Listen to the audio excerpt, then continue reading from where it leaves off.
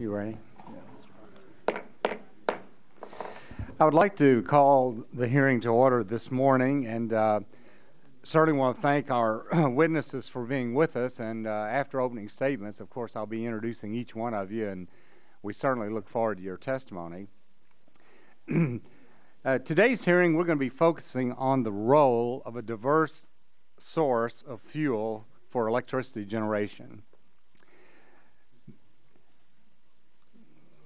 We frequently all hear a vocal chorus about the need for all of the above to meet our nation's demand for electricity at an affordable cost so that we can be competitive in the global marketplace, create a strong economy, and create jobs.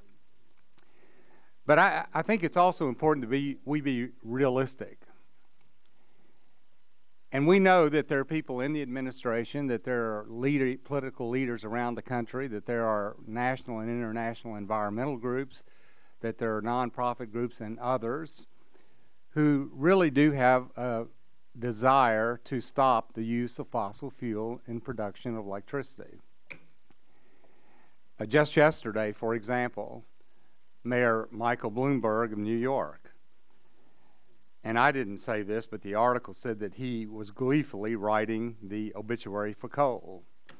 And he was quoted as saying, "It used to be said that coal is king, and regrettably, coal remains king in nations like India and China."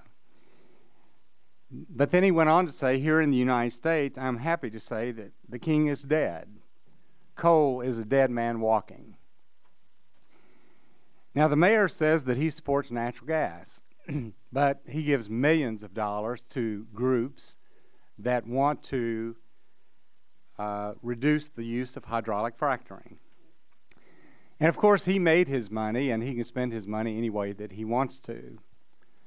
But I think it's important that we have a national discussion about the reality of trying to eliminate fossil fuel as a source for electricity generation.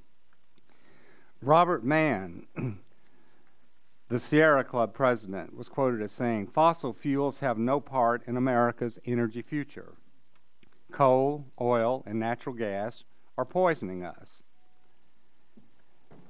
The emergence of natural gas as a significant part of our energy mix is particularly frightening because it dangerously postpones investment in clean energy at a time when we should be doubling down on wind, solar, and energy efficiency. The EPA, without question, has established an unmistakable trend line. Coal is being taken out of the national fuel mix, and EPA is methodically establishing a regulatory framework to dramatically reduce fossil fuel use throughout the economy. EPA's regulatory framework is taking fuel choice decisions away from the private sector, while it bases those decisions on a single determinant, the environment, climate change, so forth, but ignoring equally important national goals of energy security, economic growth, lower consumer cost, and electric reliability, I believe will lead to serious problems in America. In fact, we've already seen signs of it. A few days ago, there was an article, which I have a copy here, that said California is weighing how to avoid a looming electricity crisis that could be brought on by its growing reliance on wind and solar power. Even though California has a lot of plants, it does not have the right mix. Many of the solar and wind sources added in recent years have actually made the system more fragile. Those are not my words, those are the words of the author. And then in the New York Times, electricity prices in New England have been 4 to 8 times higher than normal as the region's reliance on natural gas for power supplies has collided with a surge in demand for heating. This is a little harbinger of things to come. The Northeast is littered with coal plants that have been retired, gas pipeline capacity is inadequate, and without nuclear power plant at Indian Point, New England would have been toast. And then we have the Energy Bill 2007 that prohibits the use of fossil fuel for providing electricity to government buildings, new and modified by the year 2030. We have greenhouse gas regulations that will not allow you to build a new coal-powered plant in America if they're finalized, and now they're thinking about applying that to existing.